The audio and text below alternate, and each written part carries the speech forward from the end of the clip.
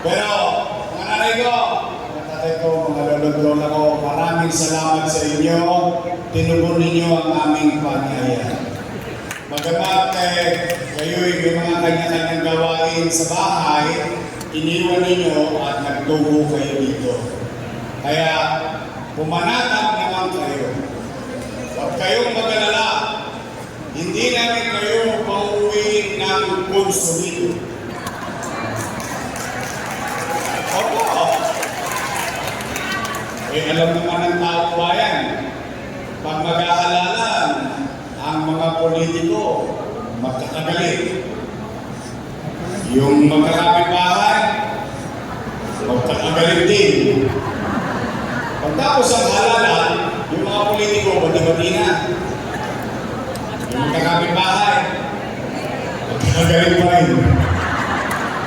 Kaya, mga nanay ko, mga tatay ko, huwag kayo mag-alala.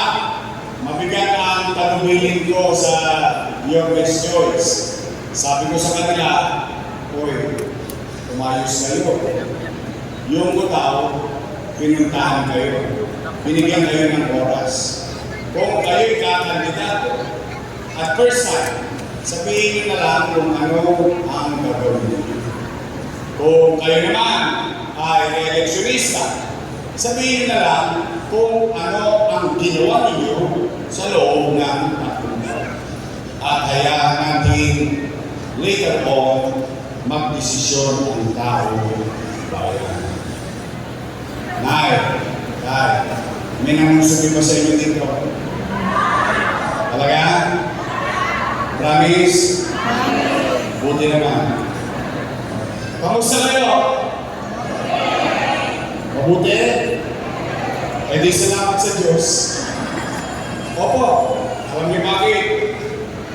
Ilang taon pa lang ang nakakalipas. Lahat tayo, kasama kami. Natatakot tayo sa gutom at kamatayan. Na baka tayo may infeksyon ng COVID-19. Ang katunayan, kahit sa loob ng bahay, nangangamatay, may humatsing lang sa bahay. Hatsing! Ay, COVID. Tama po ba? Kaya salamat sa Diyos. Ano't ano man ang ating kinaharap na pagsubok dati. At ano't ano man ang bagay na kinakaharap natin ngayong pagsubok, salamat sa Diyos, buhay tayong lahat ngayong hapon na ito. Na-arouse, nakatawid. Kaya, salamat sa Diyos. Dahil habang buhay, may nangman. Tayo. Manunod ko lang. Matanong lang po kayo. Bakit pa kayo naghahanap ng ibang mayor? Eh, meron namang mayor na nakaupo.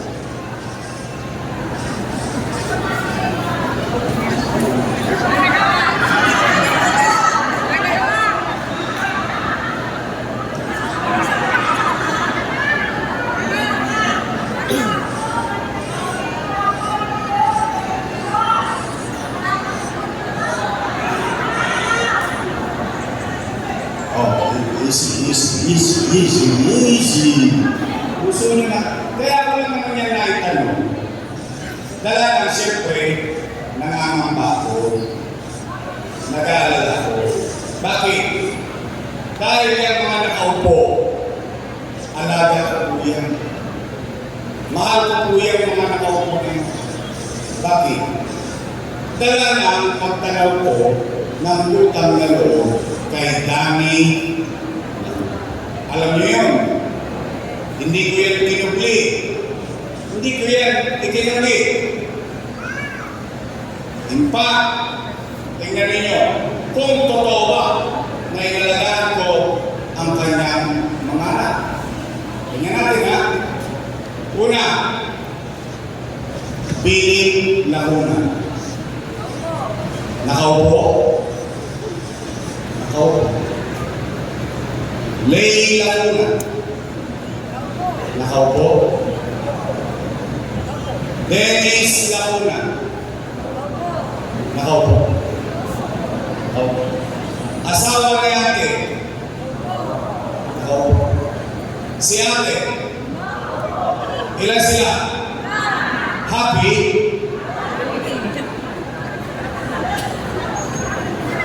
Masaya? Masaya ako ngayong hindi napagtagumpayan ni Boss Danny sa tulong natin lahat, napagtagumpayan natin para sa kanyang mga anak.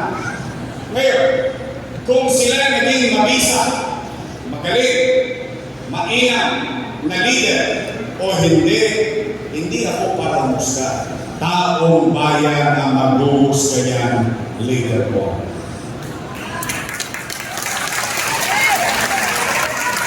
Tama po ba? Tama. Tingnan po ninyo. Kayo na mismo, lalo na nagigilan sa inyo dito, kayo mga pagtitisipon. Maghanap kayo ng kahit isang dumagoso sa City Hall. Kahit isa lang. Wala? Wala? Alam niyo bakit? Bilang pagtanaw ng utang na loob kita nila muna, isinantabi ko mga anak ko, inuna ko muna yung mga anak niya. Ngayon, tanong, Yorme, tayo ba mga Pilipino, isa sa itinatalos natin ng ilong at ipinagmamalaki sa buong mundo, ang isang kaugalian, tayo ay marunong tumanaw ng utang na loob. Tama po ba? At naniniwala din ba tayo na ang utang na loob walang katapusan pa yan? Tama ba? Yan natin. Tanong ngayon, Yorme, tatanaw ka ba ng utang na loob? Sagot, opo. Bakit? Di Pilipino po. Ganun po eh. Tayo yun. Kaya lang, meron lang akong pakiusap. Baka naman po pwede sa ibang bagay naman ako tumanaw ng utang na loob. Bakit?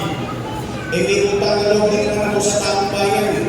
Kung wala ang Diyos at wala kayo, wala ako sa kinalaman niyo ngayon.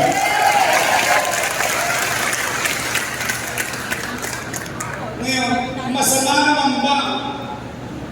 Dinggin ko ang panalawin ng tao.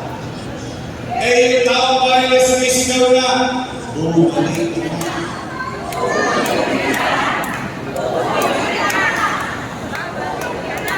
Tao ba yung sumisigaw na bumalik ka na? Ako nasa ko.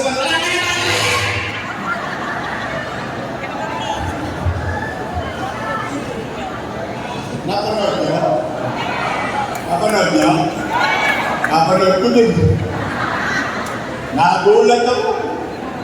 Para akong asawang pinalaya sa bahay, ginawa kami, tinapos ako. Kaya, huwag ka nang bumalik. Bakit sila nagagalit? Bakit sila natatakot? Bakit sila nangangamba? Sa totoo lang, kung sila naging mabuti, wala sila dapat ipangamba. Bakit? Hindi naman sila may-ari ng pwesto na yan. Taong bayan ang may-ari ng pwesto na yan. Kami empleyado lang. Ang kontrata lang namin 3 years. After 3 years, expire. Tapos babalik ka ulit sa tao. Magpapareyo ka ng kontrata. At pag sinabi ng tao, approve. Renew ka ng 3 years. After 3 years, expire. Balik ka ulit sa tao. Ang katotohanan kapag kayo naging mabisa, pag natapos ng termino mo, ipopromote ka pa ng taong bayan. Tama po ba? Tama. Tulad na ginawa niyo sa akin. Ginawa niyo ang kusihan. Pass your paper. Finish or not finish. O anong ginawa niyo? Ginawa niyo akong vice mayor. Anong ginawa niyo sa akin? Ginawa niyo akong mayor. Ang katotohanan ng buhay, ang isang leader, kapag siya naging magaling, mabisa at mainam, kahit hindi na siya makita ng taong bayan, iboboto siya ulit ng taong bayan. Tama po ba? Tama. Hindi nagagaling. Ang ikinalulungkot ko, dati, panay sila papuri. Para kami nasa simbahan namin ng araw. Papuri sa papuri. Ngayon ang gagalaiti, halos makapitan ng mga ugat sa iyo. Pag sila nagagaling mo, tingnan ninyo, dapat naman ako hindi magtatampo. Ang buong natin, kaya natin sila binoto, dahil kung ano nasimulan natin, itutuloy na lang nila. Tama mali? Tingnan ninyo, sasabihin ka lang kung wala. Una-una, anong binago nila? Tungkol sa senior citizen. Yung pala na, yung paborito ko. Tingnan ninyo, anong binago nila? Mahal ni Yorme. Tulog ako. Ito ba? Halimbawa, payout, first quarter.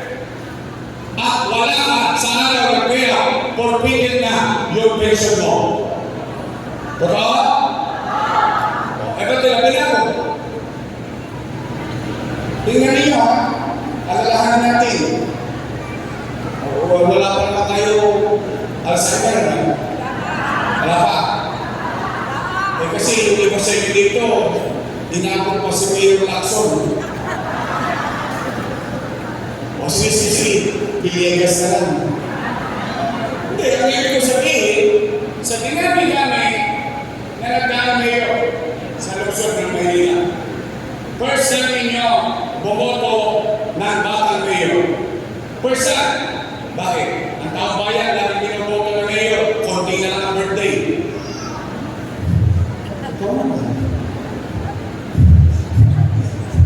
Sa Bulacan na ang may pirma, binoboto pa natin. Ano nangyari? Yung batang mayor na yun, nakapag-isip ng isang programa para sa mayaman, para sa middle class, para sa mahirap, sa may sakit o wala, butante o hindi, pantay-pantay ang senior citizen, buwan-buwan may pensyon sa Luzon ng Maynila. Tama ba? First time na nangyari sa buong buhay natin. Tama. At ang sabi ko, very specific yung sinimulan ko. Sabi ko, Tay, pumunatag kayo kapag hindi mo nakuha yung first quarter, pagdating ng second quarter, doble ka. Tama mo eh? Pag hindi mo nakuha ang first quarter, second quarter, third quarter, pagdating ng third quarter, triple ka. Tama mo eh? In fact, ang sabi ko, Tay, huwag kayong magalala. Kapag hindi mo nakuha yung January hanggang Nobyembre, pagdating ng Disyembre, maglulumilbi tayo.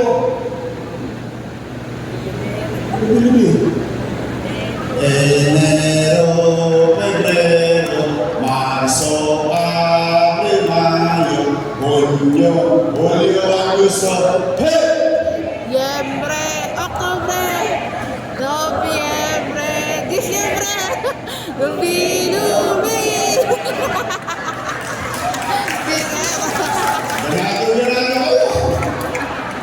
So, ang ibig sabihin, kapag hindi mo nakuha, simula January hanggang Disyembre, pagdating ng Disyembre, 6 na ulit.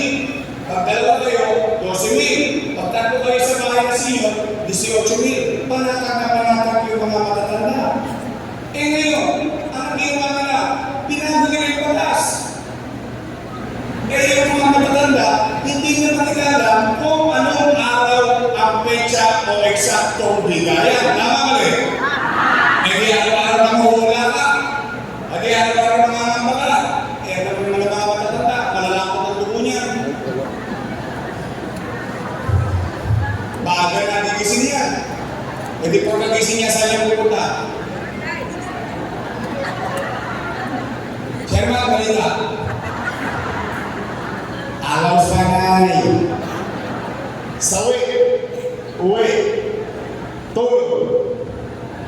Kasi tuloy bukas. Saan ka pumunta yan? Chairman na. Lo, wala pa.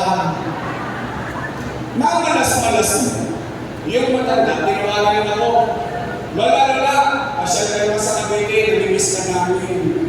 Lola, pasyal ka naman sa Bulacan, namimiss ka namin. 2 days after, nagpakasyon yung matanda, bumalik ng Quezada. Saan naman pupunta? Siya na, ano na, makunay, wala ka hapon, nagkabigayan.